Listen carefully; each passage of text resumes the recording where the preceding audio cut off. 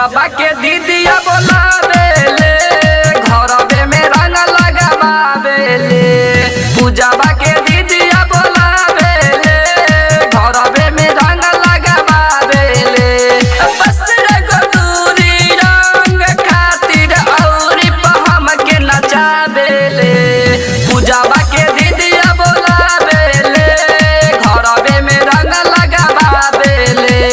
पूजाबा के दीदिया बोलावेले घरवे में रंग लगावेले। घरवे में रंग लगावेले। सावन रिकॉर्डिंग स्टूडियो पूजाबा के पूजाबा के घरवे में रंग लगावेले। हमके बोलावे हमरा दुआरा पर आके रंग डलावे उहो पल्लू हटा के। रंग डलावे उहो पल्लू हटा के। हमके बोलावे हमरा दुआरा पर आके रंग डलावे उहो पल्लू हटा के। छुए नहीं देवे लाला चावेले घरवे में रंग लगावेले।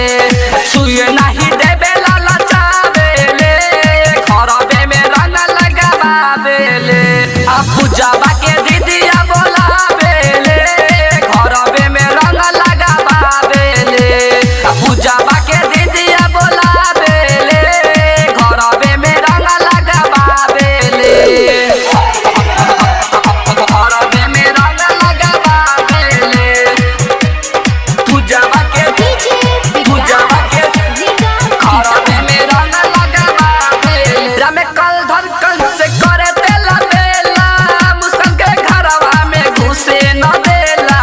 मुस्कान के घरवा में घुसे न देला। रामे कल धड़कन से करे तेला बेला मुस्कान के घरवा में घुसे न देला। झूठहू के कोना खिचलावेले घरवे में रंग लगावेले। झूठहू के कोना खिचलावेले घरवे में रंग लगावेले। आ पूजाबा के दीदिया बोलावेले घरवे में रंग लगावेले। पूजाबा के दीदिया बोलावेले घरवे में रंग लगावेले। सावन रिकॉर्डिंग स्टूडियो लाल बेगिया।